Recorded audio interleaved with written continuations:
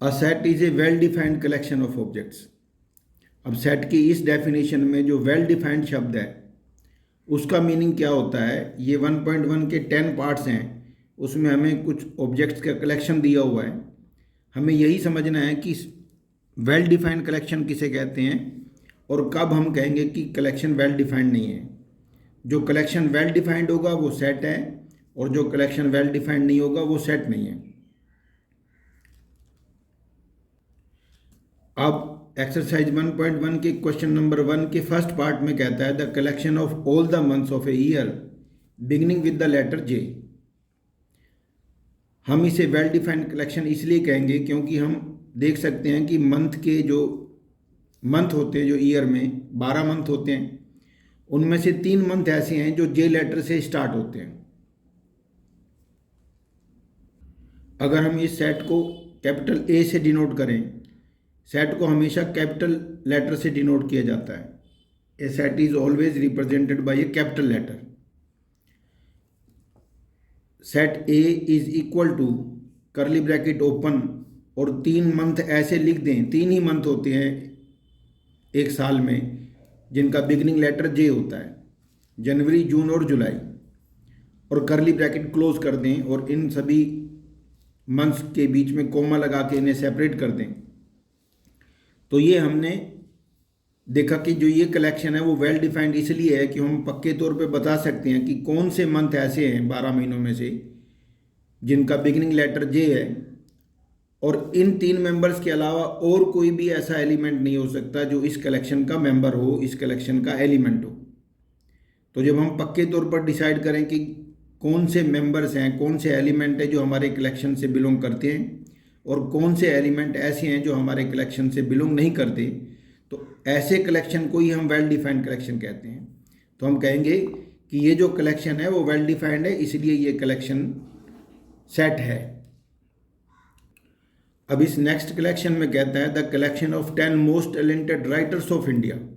The collection of 10 most talented writers of India ये well defined collection इसलिए नहीं है क्योंकि जो क्राइटेरिया होगा मोस्ट टैलेंटेड राइटर को छांटने का वो पर्सन टू पर्सन वेरी करेगा, इसलिए ये कलेक्शन जो है वेल डिफाइंड नहीं है, इसलिए इस कलेक्शन को हम सेट नहीं कह सकते। A team of 11 best cricket batsman of the world, ये भी वेल डिफाइंड कलेक्शन इसलिए नहीं है क्योंकि बेस्ट क्रिकेट बैट्समैन को सिलेक्ट करने का जो क्राइटेरिया होगा वो पर्सन टू पर्सन वेरी करेगा। तो ये कलेक्शन वेल डिफाइंड नहीं है, इसलिए ये सेट नहीं है। ये मतलब होता है वेल डिफाइंड का। वेल डिफाइंड का मतलब होता है कि पक्के तौर पर हम डिसाइड कर सकें कि कौन सा एलिमेंट हमारे इस कलेक्शन का मेंबर है और कौन सा एलिमेंट इस कलेक्शन का मेंबर नहीं है। वो पर्सन टू पर्सन वेरी नहीं करना चाहिए। सभी लोग अगर एक ही रिजल्ट दें, एक ही तरह के एलिमेंट का सेट बनाएं, तो हम कह सकते हैं कि कलेक्शन वेल डिफाइंड है। तो इस कलेक्शन को हम सेट नहीं कह सकते। The collection of all natural numbers less than 100, इसे हम well defined collection of object इसलिए कहेंगे कि हम पक्के तौर पर बता सकते हैं कि 100 से कम, 100 से छोटे वाले नेचुरल नंबर कौन कौन से हैं। मान लो हम नेचुरल नंबर के सेट को n से डिनोट करना चाहें, करली ब्रैकेट ओपन करके सबसे स्मॉलेस्ट नेचुरल नंबर 1 होता है, 1 2 3 डॉट्स लगा के, मतलब इसी तरह से चलते हुए हमने 99 तक लिख देना आखिर नेचुरल नंबर को, क्योंकि लेस देन 100 का मतलब अप टू 99, और करली ब्रैकेट क्लोज कर दें। तो ये नेचुरल नंबर का सेट हम लिख सकते हैं। हाँ, जिसे मालूम नहीं है नेचुरल नंबर क्या होते हैं वो अलग बात है, लेकिन मालूम होने पर सभी बच्चों का रिजल्ट सेम आएगा। सभी बच्चे 1 से लेकर 99 तक का कलेक्शन करेंगे। तो इसलिए ये कलेक्शन वेल डिफाइंड कलेक्शन है, क्योंकि हम पक्के तौर पर डिसाइड कर सकते हैं कि कौन से एलिमेंट हैं जो इस कलेक्शन के मेंबर्स हैं और कौन से ऐसे एलिमेंट हैं जो इस कलेक्शन से बाहर हैं। तो 1 से लेके 99 तक के जो काउंटिंग नंबर्स हैं उन्हीं को हम नेचुरल नंबर कहते हैं। लेस देन 100 का मतलब अप टू 99। तो ये कलेक्शन वेल डिफाइंड है, इसलिए ये सेट है। A collection of novels written by writer Munshi Premchand, ये भी वेल डिफाइंड कलेक्शन है, क्योंकि हम पक्के तौर पर डिसाइड कर सकते हैं कि कौन सा नॉवल मुंशी प्रेमचंद का लिखा हुआ है और कौन सा मुंशी प्रेमचंद का लिखा हुआ नहीं है, क्योंकि ये वेल डिफाइंड कलेक्शन है इसलिए ये सेट है। The collection of all even integers, ये भी एक वेल डिफाइंड कलेक्शन है, क्योंकि अगर हम इसको कैपिटल लेटर ए से डिनोट करें, set A is equal to curly bracket open, even integer में प्लस का 2 भी आएगा और माइनस का 2 भी आएगा, प्लस का 4 भी और माइनस का 4 भी। इस तरह से सभी बच्चों का यही आंसर मिलेगा, और ये इनफाइनाइट सेट है इसलिए 3 डॉट्स लास्ट में लगा देंगे और करली ब्रैकेट क्लोज कर देंगे। तो क्योंकि ये वेल डिफाइंड कलेक्शन है इसलिए इसे हम सेट कहेंगे। The collection of questions in this chapter, ये भी वेल डिफाइंड कलेक्शन है, क्योंकि हम बता सकते हैं पक्के तौर पर कि गिवन क्वेश्चन जो है वो इस चैप्टर से रिलेटेड है या नहीं है। क्योंकि ये वेल डिफाइंड कलेक्शन है इसलिए ये सेट है। The collection of all the boys in your class, ये भी वेल डिफाइंड कलेक्शन है, क्योंकि हम पक्के तौर पर डिसाइड कर सकते हैं कि ये जो बॉय है वो हमारी क्लास से रिलेटेड है, हमारी क्लास का बॉय है या नहीं है। क्योंकि ये कलेक्शन वेल डिफाइंड है इसलिए ये भी सेट है। The collection of most dangerous animals of the world, ये कलेक्शन वेल डिफाइंड नहीं है, क्योंकि मोस्ट डेंजरस एनिमल्स के लिए कोई आदमी किसी जानवर से डर रहा होगा तो दूसरा आदमी किसी और जानवर से कोई मोस्ट डेंजरस मान रहा होगा। तो जो क्राइटेरिया होगा मोस्ट डेंजरस एनिमल्स मानने का वो पर्सन टू पर्सन वेरी करेगा, इसलिए ये कलेक्शन वेल डिफाइंड ना होने के कारण ये कलेक्शन सेट नहीं है। तो कुल मिला के इन 10 पार्ट से हमने ये सीखा है कि सेट की जो डेफिनेशन है well defined collection of objects, इसमें वेल डिफाइंड का मीनिंग क्या होता है। वेल डिफाइंड का मीनिंग यही होता है कि हम पक्के तौर पर डिसाइड कर सकें कि गिवन एलिमेंट जो है वो इस गिवन सेट का मेंबर है या नहीं है। ऐसे पक्के तौर पर सभी लोग एक ही निर्णय पे पहुंचे और आंसर भी सही हो और निर्णय भी एक ही हो सबका, तब तो वो कलेक्शन वेल डिफाइंड है। लेकिन अगर एलिमेंट्स के सिलेक्शन के लिए criteria person to person vary करने लगे तो वेल डिफाइंड कलेक्शन ना होने के कारण हम कहेंगे कि given collection is not a set. ये ग्रीक सिंबल है एप्सिलॉन, ये एक फ्रेज के लिए यूज होता है और वो फ्रेज है बिलोंग्स टू। और जब इस एप्सिलॉन सिंबल को ऐसे कट कर देते हैं तो डज नॉट बिलोंग टू। अब हमें यहाँ पर एक सेट ए गिवन है, set A is equal to 1 2 3 4 5 6। Set को लिखने का जो ये मेथड है ये रोस्टर फॉर्म कहलाता है। किसी सेट को रिप्रेजेंट करने के कुल 2 ही मेथड हैं, एक है रोस्टर फॉर्म, दूसरा है सेट बिल्डर फॉर्म। जब हम सेट के सभी मेंबर्स को कलेक्ट करते हैं, उनकी एक लिस्ट बनाते हैं और हर एक एलिमेंट को दूसरे एलिमेंट से सेपरेट करने के लिए कोमा यूज़ करते हैं और सभी एलिमेंट्स के कलेक्शन को हम करली ब्रेसेस में बंद कर देते हैं, तो इस मेथड को हम लोग कहते हैं कि सेट को हमने रोस्टर फॉर्म में लिखा है। सेट को रिप्रेजेंट करने की जो रोस्टर फॉर्म है वो यही है। अब रोस्टर फॉर्म में जो मेंबर्स लिखे होते हैं करली ब्रेसेस में, वो कुछ भी लिख दे वो तो वेल डिफाइंड कलेक्शन होता ही होता है। और जब वो स्टेटमेंट फॉर्म में लिखा होता है, कोई कलेक्शन स्टेटमेंट फॉर्म में लिखा होता है, तो हमें सोचना होता है कि गिवन कलेक्शन जो है वो वेल डिफाइंड है या नहीं है।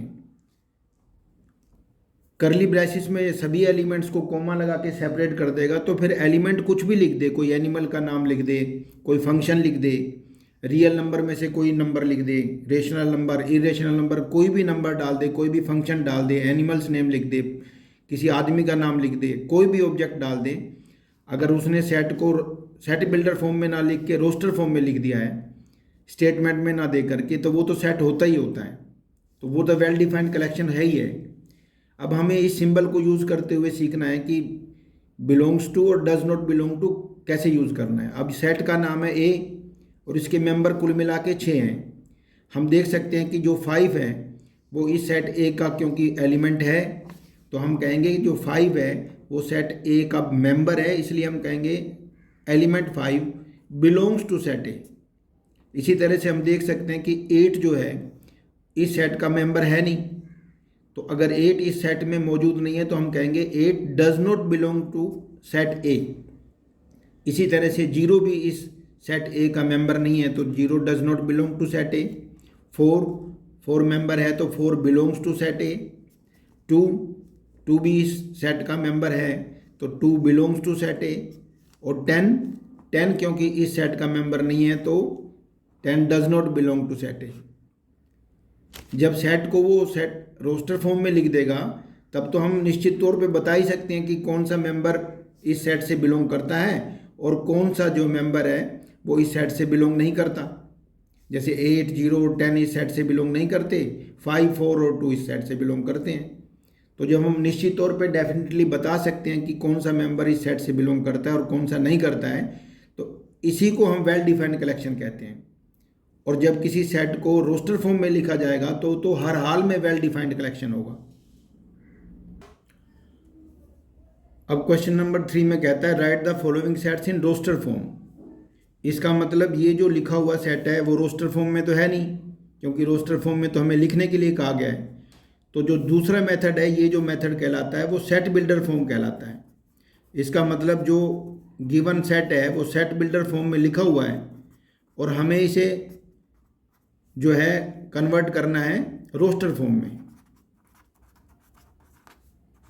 अब हमें ये सीखना है कि सेट बिल्डर फॉर्म क्या होती है।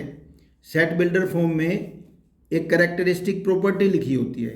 इस तरह से सभी एलिमेंट्स को कोमा लगा के सेपरेट करके करली ब्रेसेस में ना बंद करके एक वेरिएबल से शुरू करते हैं हम, x, यहाँ y भी लिख सकते हैं, z भी, कोई भी वेरिएबल से शुरू करते हैं। और इसको पढ़ने का तरीका होता है, इसे पढ़ते हैं सेट ए। सेट चैप्टर में जब भी कोई कैपिटल लेटर आएगा तो उसे हम सेट कह के ही पढ़ेंगे। सेट ए लिखा हुआ है कैपिटल तो सेट ए, बी लिखा होगा तो सेट बी पढ़ेंगे।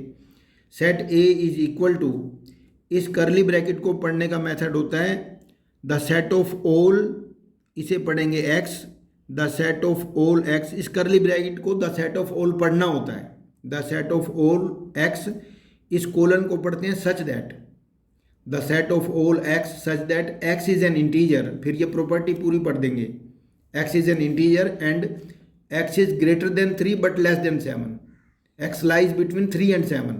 इसमें इक्वलिटी नहीं है तो 3 को छोड़ना है और 7 को भी छोड़ना है। तो 3 और 7 के बीच में जितने भी इंटीजर्स हैं वो लिखने हैं। तो अगर हमें इसे रोस्टर फॉर्म में लिखना है तो हम सेट का नाम तो वही लिखेंगे a, करली ब्रैकेट ओपन करेंगे और ऐसे मेंबर्स लिखेंगे जो इंटीजर्स भी हैं और x जो है वो x की जो वैल्यू है वो ग्रेटर देन 3 है। तो 3 से बड़ा इंटीजर हमारे पास 4 होगा, 5 होगा, 6 होगा, क्योंकि लेस देन 7 लिखने हैं इस एरो, क्योंकि यहाँ इक्वलिटी साथ में नहीं है इसलिए लेस देन 7 वाले नंबर लिखने हैं, बिटवीन 3 एंड 7। तो 4, 5, 6 और करली ब्रैकेट को क्लोज कर देंगे। तो ये जो लिखी हुई फॉर्म है वो सेट बिल्डर फॉर्म है। और ये जो हमने लिखा है एलिमेंट्स को, सभी एलिमेंट्स को लिख दिया, कोमा लगा के सेपरेट कर दिया, करली ब्रेसेस में बंद कर दिया, तो इसी को बोलते हैं रोस्टर फॉर्म। अब थर्ड क्वेश्चन के सेकंड पार्ट में सेट का नाम लिखता है B is equal to the set of all x such that x is an natural number, x is a natural number less than 6।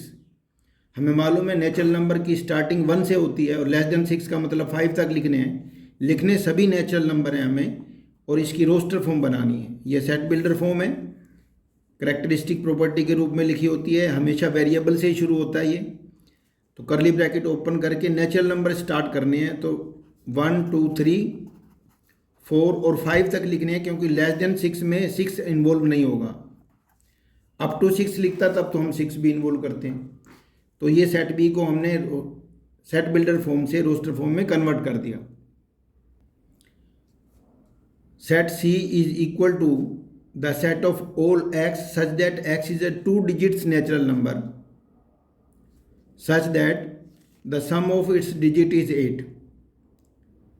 अब हमें 2 डिजिट का नेचुरल नंबर लिखना है। लिखना नेचुरल नंबर है लेकिन 2 डिजिट वाला होना चाहिए। 2 डिजिट वाले नेचुरल नंबर 10 से स्टार्ट हो गए, 99 तक 2 डिजिट के नेचुरल नंबर होते हैं। लेकिन इसके कैरेक्टरिस्टिक प्रॉपर्टी में एक चीज़ और लिखी हुई है कि इन दोनों डिजिट्स का जो सम है वो 8 भी होना चाहिए। इसको हम रोस्टर फॉर्म में लिखने के लिए the set C set C is equal to curly bracket open करके सबसे पहले 1 वाली लाइन में हमें 17 मिलेगा, जिसके डिजिट का सम जो है वो 8 होगा। 2 की लाइन में हमें 26 मिलेगा, 2 और 6 28, 2 और 6 8 हो गए। 3 की लाइन में 35, 44, इनका सम 8 बन रहा है। 2 डिजिट के नंबर हैं जिनका सम 8 हो रहा है। हर लाइन में ढूंढते जा रहे हैं। 5 की लाइन में 53, 6 की लाइन में 62, 7 की लाइन में 71 और 8 की लाइन में 80। कुल मिला के 2 डिजिट के ये नेचुरल नंबर्स हैं जिनके डिजिट का जो सम है वो 8 है। अब सेट का नाम है D. D is equal to the set of all X such that X is a prime number which is divisor of 60। तो हम वो सभी प्राइम नंबर लिखेंगे जो 60 को डिवाइड करते हैं। अब एक बच्चे ने कहा भाई ए प्राइम नंबर है तो एक ही लिखना है। नहीं, जो भी ऐसा प्राइम नंबर है जो 60 को डिवाइड करता हो, जो डिवाइजर ऑफ 60 है, वो सभी लिखने हैं। करली ब्रैकेट ओपन करके सबसे पहला 2 प्राइम नंबर है, यही एक प्राइम नंबर ऐसा है जो इवन भी है और प्राइम भी है। बाकी सभी नंबर जो हैं प्राइम जो होंगे वो ओड नंबर होंगे। 2 भी डिवाइड करता है 60 को, 3 भी डिवाइड करता है 60 को, 5 भी डिवाइड करता है 60 को। अब आगे चल के 10 भी डिवाइड करता है, लेकिन 10 प्राइम नंबर नहीं है। इसी तरह से 12 भी और 15 भी, 20, 30 और खुद 60। ये बहुत सारे नेचुरल नंबर हैं जो डिवाइड करते हैं, लेकिन वो नेचुरल नंबर फिर प्राइम नंबर नहीं है। तो कुल मिला के ये 3 ही ऐसे प्राइम नंबर हैं जो 60 को डिवाइड भी करते हैं और प्राइम नंबर भी कहलाएंगे। सेट का नाम है E, the set of all X such that X is a letter in the world trigonometry. अब ट्रिग्नोमेट्री में जितने भी लेटर्स आए हुए हैं उनको हमने रोस्टर फॉर्म में लिख के दिखाना है। तो रोस्टर फॉर्म में जो लिखने का मेथड होता है वो ऑर्डर तो मैटर करता नहीं है। जैसे पहला लेटर टी है, अब कैपिटल टी हम इसलिए लिख रहे हैं, कैपिटल लेटर से तो हम सेट को डिनोट करते हैं। सेट के जो एलिमेंट्स होते हैं उन्हें तो हम हमेशा स्मॉल लेटर से डिनोट करते हैं, लेकिन क्योंकि यहाँ पर ट्रिग्नोमेट्री की स्पेलिंग कैपिटल लेटर्स में गिवन है, इसलिए हम यहाँ पर कैपिटल लेटर लिख रहे हैं। वरना हमेशा सेट तो कैपिटल लेटर से डिनोट होता है और सेट के जो मेंबर्स होते हैं वो स्मॉल लेटर से ही डिनोट करते हैं हम।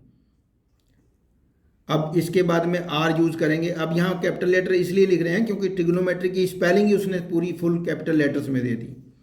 TRIG, सभी लेटर्स को लिखते जाना है।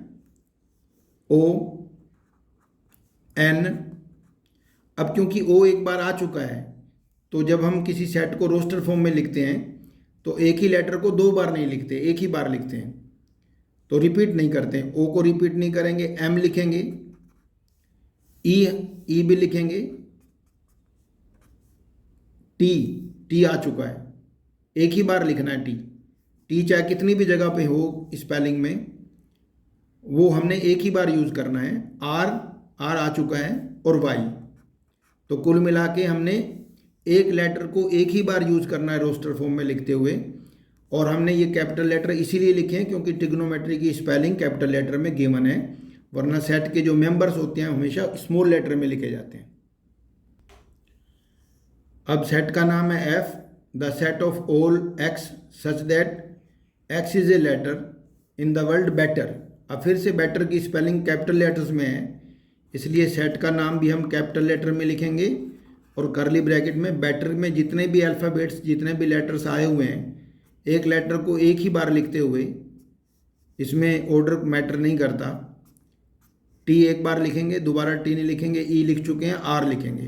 तो कुल मिला के 4 अलग अलग लेटर्स हैं बेटर की स्पेलिंग में, चारों को हमने एक एक बार लिखा। लेटर तो इसमें 1 2 3 4 5 6 हैं, लेकिन हमने 4 ही लेटर लिखे क्योंकि रिपीटिशन नहीं करते हम लोग। किसी भी सेट को रोस्टर फॉर्म में लिखते हुए रिपीटिशन नहीं करते। और 4th क्वेश्चन में कहता है write the following sets in the set builder form. इसका मतलब ये जो है लिखा हुआ है रोस्टर फॉर्म में, इसे हमने सेट बिल्डर फॉर्म में कन्वर्ट करना है। सेट को लिखने के 2 ही मेथड होते हैं, एक सेट बिल्डर फॉर्म है, दूसरा रोस्टर फॉर्म है। रोस्टर फॉर्म में लिखा हुआ है तो हमें सेट बिल्डर फॉर्म में कन्वर्ट करना है। और पिछले थर्ड क्वेश्चन में हमें सेट बिल्डर फॉर्म में गिवन था और हमने रोस्टर फॉर्म बनाई थी। तो यहाँ हमें रोस्टर फॉर्म को सेट बिल्डर फॉर्म में कन्वर्ट करना है। हमने मान लिया ये जो गिवन सेट है उसका नाम सेट ए मान लिया हमने। हमें पता है जब हम किसी सेट को सेट बिल्डर फॉर्म में लिख रहे होते हैं तो हम करली ब्रैकेट स्टार्ट करते ही वेरिएबल लिखते हैं। एक्स वाई कुछ भी वेरिएबल लिख सकते हैं, हम एक्स ही लिखेंगे। The set of all X such that. अब हमें देखना है कि ये जो है 3 के मल्टीपल हैं, 3 2 6, 3 3 9, 3 4 12। तो कुल मिला के जो एक्स है वो 3 का मल्टीपल है। 3n कह लो, 3c, 3m कुछ भी कह लो। अब इस n के बारे में हमें बताना है कि इसकी रिस्ट्रिक्शन क्या है। n तो एक तो पहली बात तो नेचुरल नंबर है, n belongs to natural number. और n की हमने रिस्ट्रिक्शन भी लगानी है कि जो n है वो 1 से स्टार्ट हो रहा है। 3 1 जा 3 और 3 4 जा 12, तो 4 तक जाएगा। 1 से लेके 4 तक इक्वलिटी का साइन भी डालना है। 1 से लेके 4 तक नेचुरल नंबर हैं n की वैल्यू। और जो x है वो n का ट्रिपल है। तो कुल मिला के अगर इस प्रॉपर्टी को इस कैरेक्टरिस्टिक प्रॉपर्टी के अकॉर्डिंग हम नंबर लिखेंगे तो यही आएंगे। n की जगह 1 भरने से 3 1 जा 3, 2 भरने से 6, 3 भरने से 9 और 4 भरने से 12 आएगा। और 1 से 4 की हमने रेंज बना दी n के लिए। और n है नेचुरल नंबर, तो नेचुरल नंबर 1 से ही स्टार्ट होते हैं। अब हमने इस सेट b को, इस सेट का नाम सेट b दे दिया।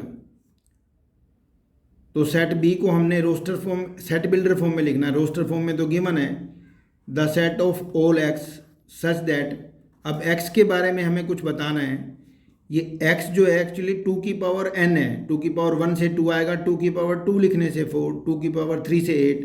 इस तरह से हम देख सकते हैं 2 की पावर n है। लेकिन n की रिस्ट्रिक्शन है क्योंकि कुल मिला के 5 ही तो मेंबर्स हैं। तो n के बारे में हमें बताना है कि एक तो n नेचुरल नंबर से बिलोंग करता है और दूसरा n की जो रेंज है वो है 1 से स्टार्ट करना है। 2 की पावर 1 लिखने से 2 मिलेगा और 2 की पावर 5 लिखने से 32 मिलेगा। तो 1 से लेके 5 तक। अब हम नेचुरल नंबर इसलिए बता रहे हैं क्योंकि 1 और 5 के बीच में रियल नंबर तो इनफाइनाइट्स होते हैं। इसलिए हमें ये बताना है कि नेचुरल नंबर के अलावा कोई नंबर नहीं, जो काउंटिंग नंबर है वही लेने हैं n की जगह। 1 2 3 4 और 5। अगर हम यहाँ n को नेचुरल नंबर से बिलोंग करने वाला नहीं बताएंगे तो ये आंसर गलत हो जाएगा, क्योंकि 1 और 5 के बीच में तो इतने रियल नंबर्स हैं जिनकी काउंटिंग ही नहीं है, इनफाइनाइट नंबर्स हैं। इसलिए हमने रिस्ट्रिक्शन डाली, एक तो n नेचुरल नंबर से बिलोंग करता है, काउंटिंग नंबर है, और दूसरा 1 और 5 तक है, 1 से शुरू होके 5 तक है। इस सेट को हमने रोस्टर फॉर्म में लिखे सेट को C नाम दे दिया। इसे हमें अब सेट बिल्डर फॉर्म में लिखना है। तो the set of all X such that, x के बारे में बताना है। जैसे पिछला क्वेश्चन 2 की पावर n था, ये क्वेश्चन 5 की पावर n से बन पा रहा है। n की रिस्ट्रिक्शंस ये हैं, पहली बात तो n belongs to natural number, और दूसरी बात n natural number counting number 1 से स्टार्ट हुआ। 5 की पावर 1 लिखने से 5 आता है और 5 की पावर 2 लिखने से 25, 3 लिखने से 125 और 4 लिखने से तो अप टू 4 है। ये 4 ही मेंबर्स हैं, तो 1 से लेकर के फ्रॉम 1 to 4 लिखना है। इक्वलिटी का साइन भी डालना है साथ में।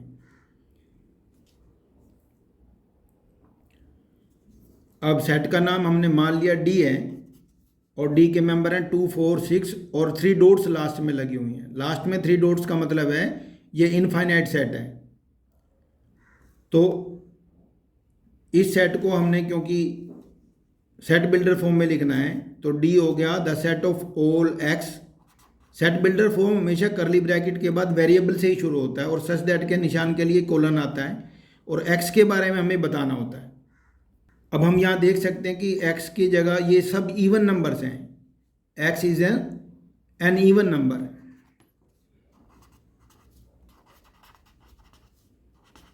अब इसकी रिस्ट्रिक्शंस इसलिए नहीं डालनी है क्योंकि ये इनफाइनाइट सेट है।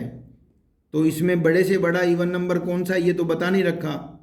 अगर बीच में 3 डॉट्स होते और आखिरी में कोई नंबर होता तब हम यहाँ पर रेंज बना रहे होते, उसकी रिस्ट्रिक्शन डाल रहे होते इस तरह से। अब तो बस यही बताना है कि ये एक इवन नेचुरल नंबर है। इवन नंबर के साथ इवन नेचुरल भी लिख लेते हैं हम, क्योंकि इवन नंबर्स में तो नेगेटिव भी आ जाएंगे, वो तो इंटीजर्स भी होते हैं। नेगेटिव -2 -4 -6 ये भी होते हैं, इवन ही होते हैं वो। लेकिन अगर इवन के साथ नेचुरल नंबर कह देंगे तो फिर पॉजिटिव इवन नंबर्स ही आएंगे। अब सेट का नाम हमने ई मान लिया, 149 और 3 डॉट्स देके आखिरी नंबर 100 बता रहा है, तो ये फाइनाइट सेट है, इसमें मेंबर्स की काउंटिंग हो सकती है क्योंकि आखिरी में मेंबर है, आखिरी में 3 डॉट्स नहीं है। अब इसकी प्रॉपर्टी जो करेक्टरिस्टिक प्रॉपर्टी होती है वो हमें पहचाननी होती है। Set E is equal to the set of all X such that X is equal to, ये अगर हम ध्यान से देखेंगे तो ये नेचुरल नंबर का स्क्वायर है, एन स्क्वायर। 1 का स्क्वायर 1 होता है, 1 की जगह 2 डालेंगे तो 2 का स्क्वायर 4, 3 डालने से 3 का स्क्वायर 9, और ये जो 3 डॉट्स हैं 9 के बाद 4 का स्क्वायर यहाँ 16 होगा, यहाँ 25 होगा, 6 का स्क्वायर 36, इस तरह से 9 का स्क्वायर 81 तक जाके फिर 10 का स्क्वायर दे रखा है ये।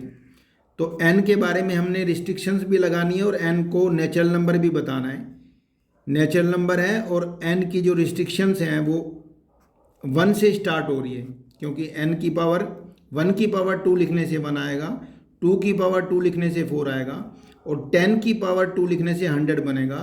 तो आखिरी में जो नंबर मिला हमें 10 मिला, और करली ब्रैकेट क्लोज कर देंगे, तो ये इस सेट बिल्डर फॉर्म की रोस्टर फॉर्म हो गई।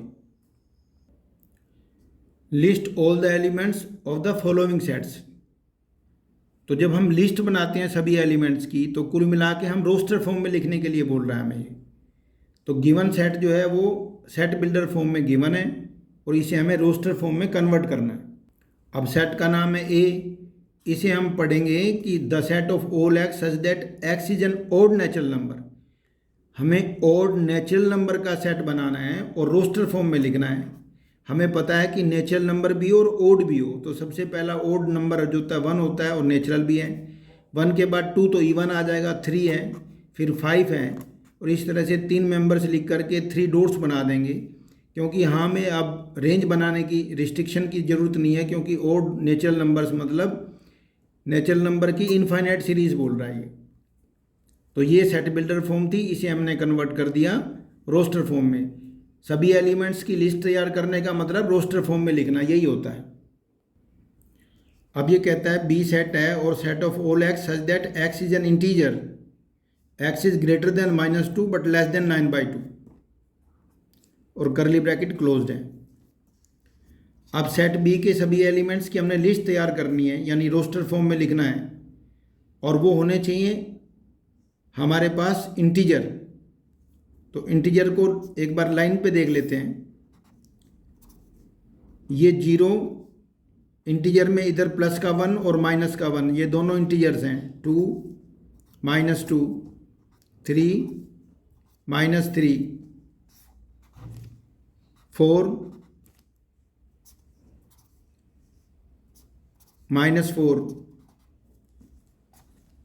5, इस तरह से नंबर लाइन के ऊपर इंटीजर का मतलब काउंटिंग नंबर, 0 और नेगेटिव काउंटिंग नंबर, यही होते हैं इंटीजर्स, जेड से डिनोट किया जाता है इसे। तो अब हम बी सेट के मेंबर्स को लिखेंगे रोस्टर फॉर्म में, उनकी लिस्ट तैयार करेंगे। तो -½ का मतलब ये इस जगह पे, ये -½ का प्लेस है। 0 और -1 के बीच में ही तो आएगा -½ ये 0.5 है माइनस का, और 9/2 का मतलब 4.5 हो गया, तो ये वाला प्लेस है 4.5 का। 4 और 5 के बीच में 4.5 है, ये डिवाइड करेंगे तो 4.5 4 और 5 के बीच में आएगा कहीं। अब हमने इस प्लेस और इस प्लेस के बीच में जितने इंटीजर्स हैं वो लिखने हैं। तो हम देख सकते हैं कि -½ से बड़ा और 4.5 से छोटा, तो 0.5 से -0.5 से बड़ा 0 मिला हमें। उसके बाद में 1 2 3 4 तक मिलेंगे, 1 2 3 और 4, ये लिस्ट तैयार हो गई। क्योंकि 4.5 तो लिखना नहीं है और 4.5 के बाद बड़े वाला जो इंटीजर है वो लिखना नहीं है, क्योंकि 9/2 से x जो है वो उससे छोटा छोटा है। तो कुल मिला के बी की ये लिस्ट तैयार हो गई। सी सेट का नाम है the set of all X such that X is N integer and x square is less than और इक्वल टू 4। फिर से हम नंबर लाइन पर देख लेते हैं। 0 इधर 1 होगा तो नेगेटिव -1, 2 और -2, 3 और -3। इस तरह हम देख सकते हैं कि कौन से ऐसे इंटीजर हैं जिनका स्क्वायर जो है वो या तो 4 हो या 4 से कम हो। 4 के इक्वल वाले भी पास कर रहा है। तो सी के लिए हमने सभी एलिमेंट्स की लिस्ट तैयार करनी है। हम देख सकते हैं -2 का स्क्वायर भी 4 होता है, तो 4 तो अलाउ है, इसमें लेस देन और इक्वल टू लिखा हुआ है। -1 का स्क्वायर 1 होता है, वो लेस देन 4 हो ही गया। 0 का स्क्वायर 0 ही होता है, 1 का स्क्वायर 1, 2 का स्क्वायर 4। तो कुल मिला के -2 से लेके 2 तक ऐसे नंबर्स हमें मिल रहे हैं इंटीजर्स की फॉर्म में जिनका स्क्वायर 4 है या 4 से छोटा है। तो -2, -1, 0, 1 और 2, ये कुल मिला के 5 मेंबर्स ऐसे हैं जो इस कैरेक्टरिस्टिक प्रॉपर्टी को पास करते हैं। सेट का नाम है D the set of all X such that X is a letter of the word loyal. अब हमें मालूम है कि हमें इसकी लिस्ट तैयार करनी है, इसको रोस्टर फॉर्म में लिखना है। क्योंकि लेटर सभी कैपिटल लेटर में लोयल की स्पेलिंग लिखी हुई है, इसलिए हम कैपिटल लेटर यूज़ करेंगे। हमें मालूम है कि सेट के जो मेंबर्स होते हैं स्मॉल लेटर में लिखे जाते हैं, लेकिन स्पेलिंग कैपिटल लेटर्स में लिखी होने की वजह से हम कैपिटल लेटर्स लिखेंगे LOYA। और L क्योंकि रिपीट हो रहा है तो रिपीटिशन अलाउड नहीं होता सेट के अंदर, एक एलिमेंट को एक ही बार लिखते हैं। तो कुल मिला के 5 लेटर के इस वर्ड में हमें 4 डिस्टिंक्ट लेटर मिले और वो हमारा डी सेट हो गया। अब सेट ई जो हमें सेट बिल्डर फॉर्म में लिखा हुआ है the set of all X such that X is a month of a year not having 31 days. तो हमें उन मंथ्स का कलेक्शन करना है, लिस्ट बनानी है जिनमें 31 डेज ना हों। हमें मालूम है जनवरी में तो 28 या 29 डेज होते हैं। जनवरी के बाद जो है ना एक गीत सा है 30 डेज सितंबर के, एक तो सितंबर हो गया, अप्रैल जून नवंबर के, अप्रैल जून और नवंबर। अब जो इसमें ऑर्डर मैटर नहीं करता कौन सा मंथ पहले लिखना कौन सा बात, इसका कोई मतलब नहीं है। सेट में जो ऑर्डर है वो मैटर नहीं करता। तो जनवरी में तो 28 या 29 डेज होते हैं, बाकी 30 डेज सितंबर के, अप्रैल जून नवंबर के। इस तरह से कुल मिला के 5 महीने हैं जिनमें 31 डेज नहीं होते। ये 30 डेज वाले 4 महीने हैं और ये 28 या 29 डेज वाला है। बाकी जो सारे महीने हैं 7 महीने वो 31 डेज के ही होते हैं। अब set F set builder form में लिखता है the set of all X such that X is A consonant in the English alphabets which proceeds के, यानी के से पहले, के नहीं यूज़ करना, के से पहले आने वाले जितने भी कॉन्सोनेंट होंगे उनकी लिस्ट तैयार करनी है, उन्हें हमने रोस्टर फॉर्म में लिखना है।